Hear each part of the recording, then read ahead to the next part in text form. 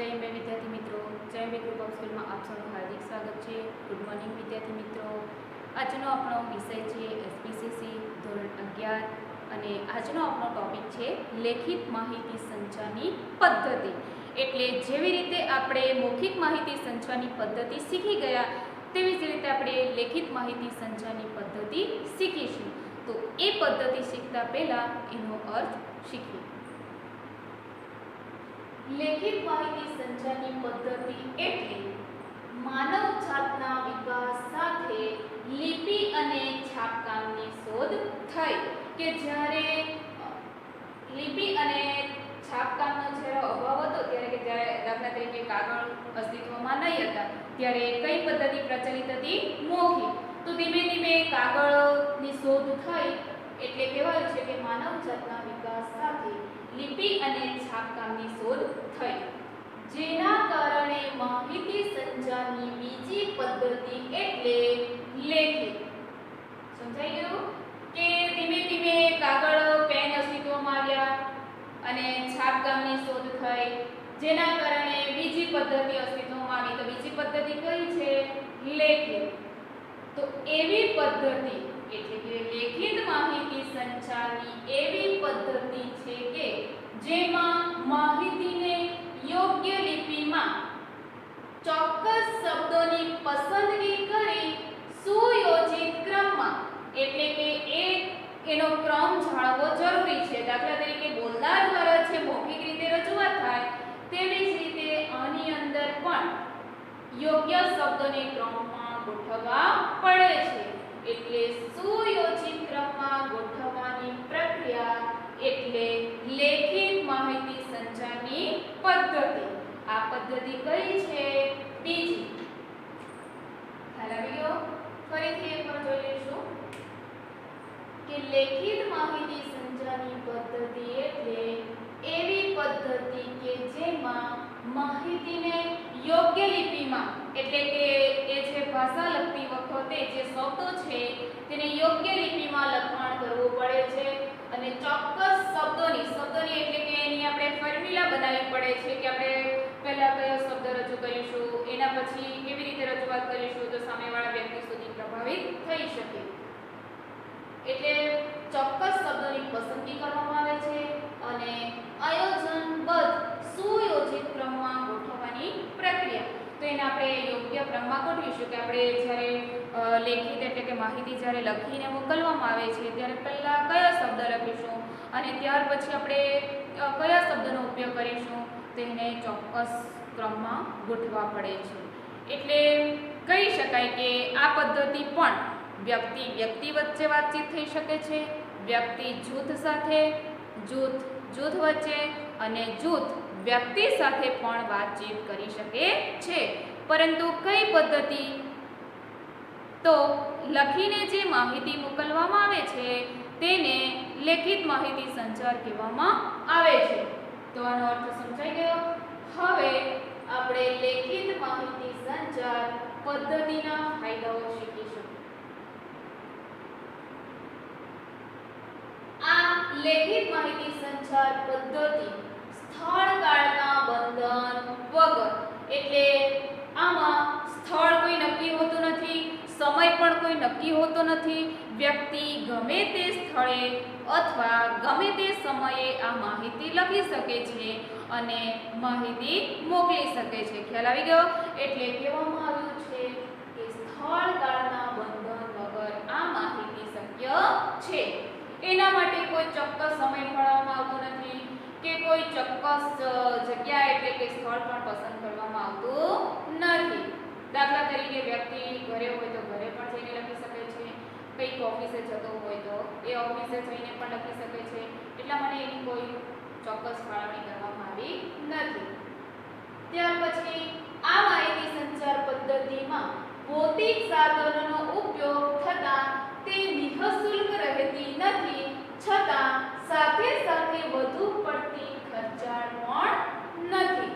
તો આ પદ્ધતિમાં એટલે કે જ્યારે માહિતી લખીને મોકલવામાં આવે છે ત્યારે આપણને કેટલાક સાધનોની પણ જરૂરિયાત પડે છે એટલે કહેવાયું છે કે નિઃશુલ્ક એટલે કે આમાં પૈસાનો પણ ખર્ચ થાય છે પરંતુ એટલો બધો વધારે પડતો ખર્ચ પણ નથી, કારણ કે આ પદ્ધતિ લખવામાં આવે ત્યારે આપણને કાગળ પેનની જરૂર પડે છે, એટલા માટે કહેવાયું છે કે નિઃશુલ્ક રહેતી નથી અને આ પદ્ધતિ વધારે પડતી ખર્ચાળ પણ નથી.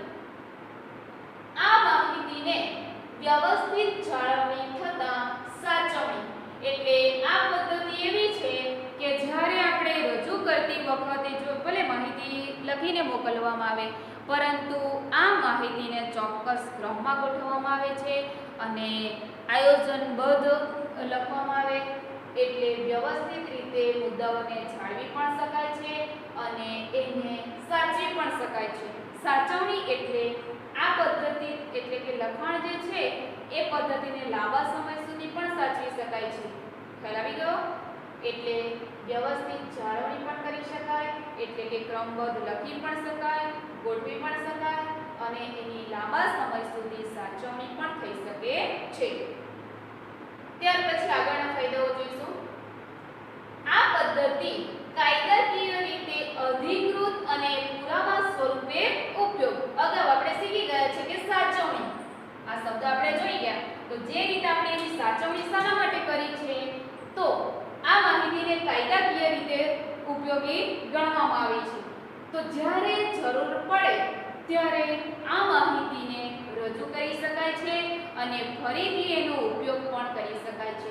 એટલે જ્યારે કોઈ વાદ વિવાદ ઊભો થાય કે જ્યારે મુશ્કેલી સર્જાય ત્યારે એને પાછળથી પુરાવા રૂપે પણ ઉપયોગ કરી શકાય છે, કારણ કે એ માહિતીને આપણે સાચવણી કરી છે તો જરૂર પડે ત્યારે આપણે એને ઉપયોગ કરી શકીએ છીએ અને એ વાદ વિવાદની અંદર પુરાવા રૂપે પણ સાબિત થઈ શકે છે. એટલે આ પદ્ધતિમાં આ મુદ્દો યોગ્ય ગણવામાં આવે છે.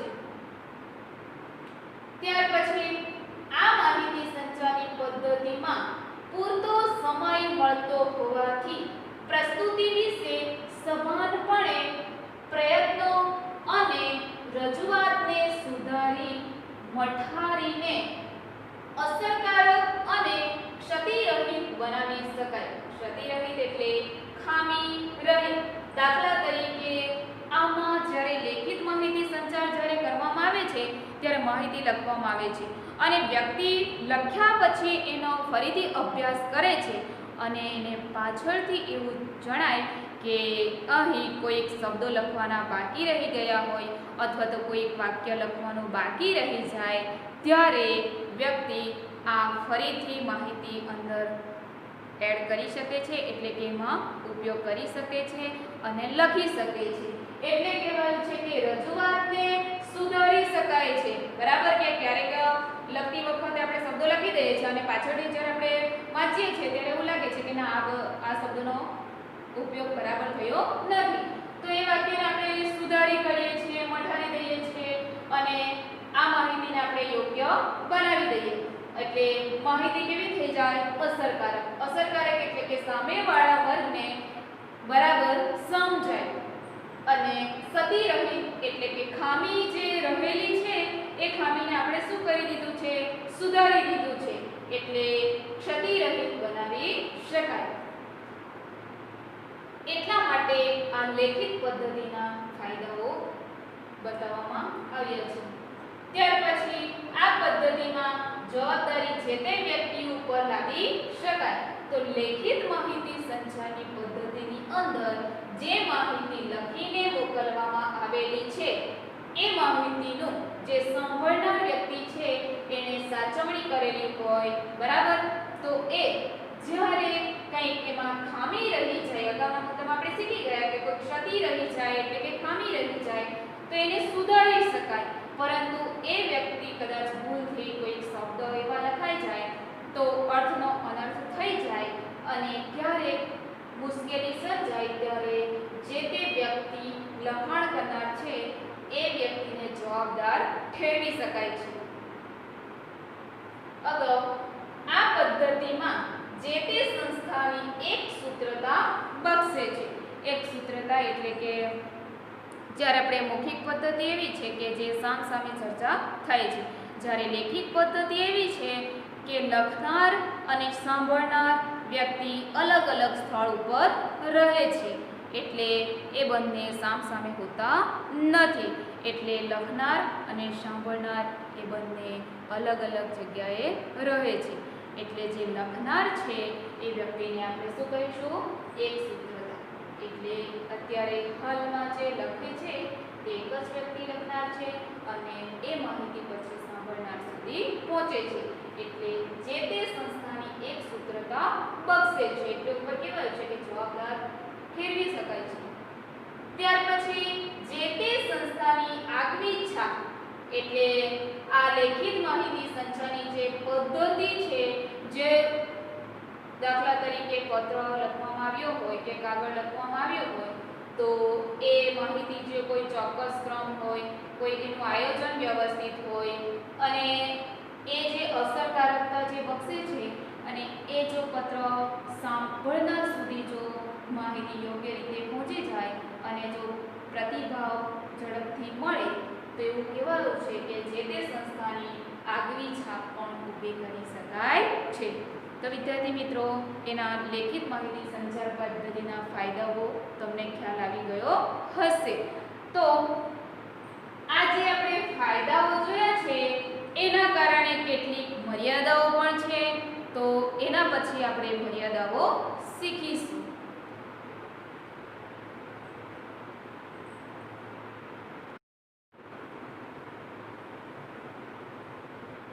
અગાઉ આપણે લેખિત માહિતી સંચાર પદ્ધતિના ફાયદાઓ શીખી ગયા.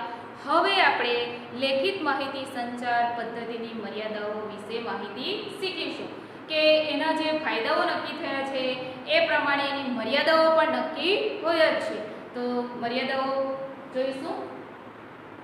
લેખિત માહિતી સંચારની પદ્ધતિ કાગળ પેન જેવા સાધન વગર શક્ય નથી. એટલે આ પદ્ધતિ લખતી વખતે આપણને શેની જરૂર પડે છે? કાગળ અને પેનની જરૂર પડે છે. જ્યારે કાગળ અને પેન આપણી પાસે ઉપલબ્ધ હોય ત્યારે જ એ માહિતી આપણે લખી શકીએ છીએ. એટલે કાગળ અને પેન વગર આ લેખિત માહિતી પદ્ધતિ યોગ્ય નથી. એટલે કાગળ પેન જેવા સાધન વગર શક્ય નથી. ખ્યાલ આવ્યો? ત્યાર પછી આ પદ્ધતિ ખર્ચાળ છે.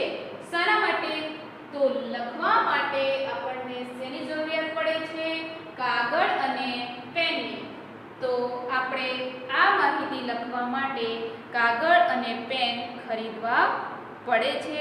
ત્યારે જ આપણે આ માહિતીને લખી શકીએ. એટલા માટે આ પદ્ધતિ ખર્ચાળ છે. ખ્યાલ આવી ગયો? ત્યાર પછી આ માહિતી સંચારની પદ્ધતિ સાધનો, યંત્રો જરૂરી છે.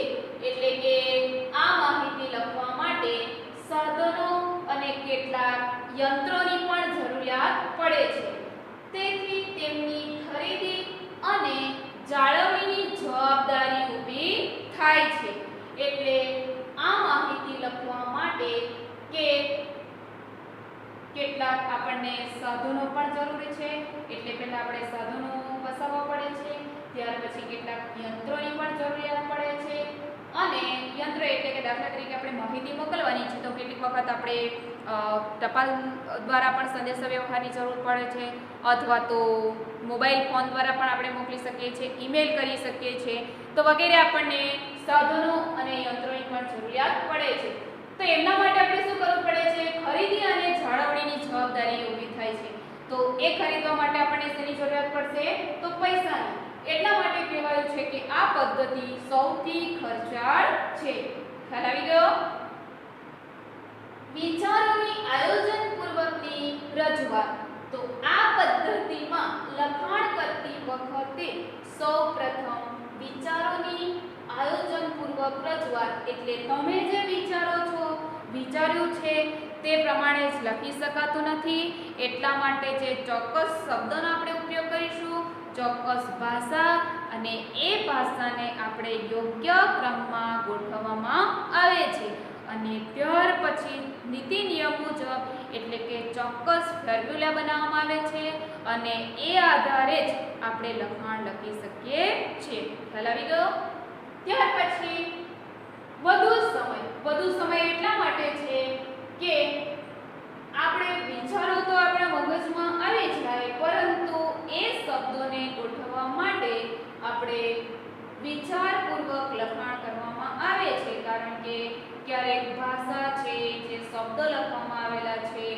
એ શબ્દો સામાવાળા પક્ષને એટલે કે સાંભળનારને અર્થનો અનર્થ ન થઈ શકે અને ખામી ન જણાય એટલા માટે આપણે એ રજૂઆત યોગ્ય રીતે કરવામાં આવે છે એટલે સુધારવામાં આવે છે, જે મઢાડવામાં આવે છે અને કદાચ ખોટું લખાઈ જાય તો એને ફરીથી પણ આપણે લખી શકીએ છીએ એટલે આની અંદર વધારે સમય માંગી લે છે. આ પદ્ધતિ પ્રત્યક્ષ રૂપે નથી થતી હોવાથી એટલે કહેવાયું છે કે પરોક્ષ રૂપે થતી હોવાથી પ્રતિભાવ મેળવવામાં વિલંબ એટલે આ પદ્ધતિ લેખિત સ્વરૂપે જાળવવામાં આવે છે એટલે પ્રત્યક્ષ રૂપે થતી નથી એટલે આ પદ્ધતિ પરોક્ષ રૂપે એટલે બોલનાર અને સાંભળનાર જે અલગ અલગ સ્થળ ઉપર રહે છે એટલે પ્રતિભાવ આપણને તરત જ મળતો નથી કારણ કે આપણે પત્ર સ્વરૂપે માહિતી મોકલવામાં આવે છે અને ત્યાર પછી એના સુધી પહોંચે છે અને એ મોકલનાર છે એની માહિતી મોકલવામાં આપણને એમાં પણ વિલંબ થાય છે એટલે સાંભળનાર જે છે એ માહિતી મોકલાવે છે પરંતુ એમાં વધારે સમય માંગી લે છે એટલે પ્રતિભાવ મેળવવામાં વિલંબ થાય છે એટલે એ માહિતી લાંબા સમય પછી પણ મળે છે.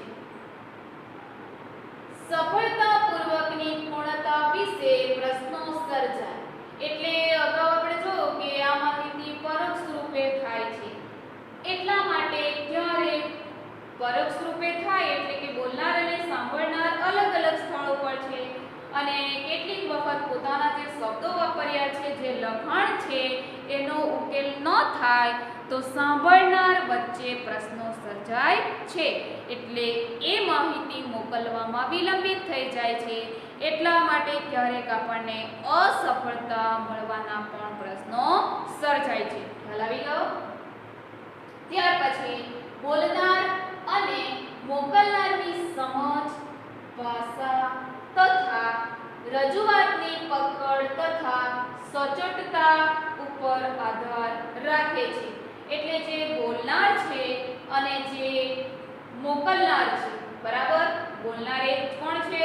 મોકલનાર એટલે જે માહિતી મોકલે છે એની ભાષા, શબ્દો તથા રજૂઆતની પકડ એટલે કે શબ્દોની ગેરસમજ તથા સચોટતા જો યોગ્ય ન હોય તો એ માહિતીનો પ્રતિભાવ આપણને મળી શકતો નથી પરંતુ જ્યારે આ લેખિત માહિતી રૂપે જ્યારે માહિતી મોકલવામાં આવે છે ત્યારે મોકલનાર તરફથી સમજ, ભાષા અને રજૂઆતની પકડ એટલે કે સચોટતા જ્યારે સામાવાળા પક્ષને એટલે કે મેળવનારને બરાબર સમજાઈ જાય તો આપણને ચોક્કસ સફળતા મળે છે.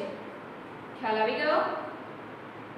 ત્યાર પછી વધુ સમય ખર્ચાય એટલે આ પદ્ધતિની અંદર વધુ સમય એટલા માટે ખર્ચાય છે કે જ્યારે માહિતી બોલનાર તરફથી મોકલવામાં આવે છે તો એમાં આપણે ચોક્કસ માધ્યમનો ઉપયોગ કરવો પડે છે, સાધનોનો ઉપયોગ કરવો પડે છે તો એ માહિતી લખીને પહોંચાડવામાં આવે છે એટલે એ માહિતી પહોંચતા વધારે સમય લાગે છે.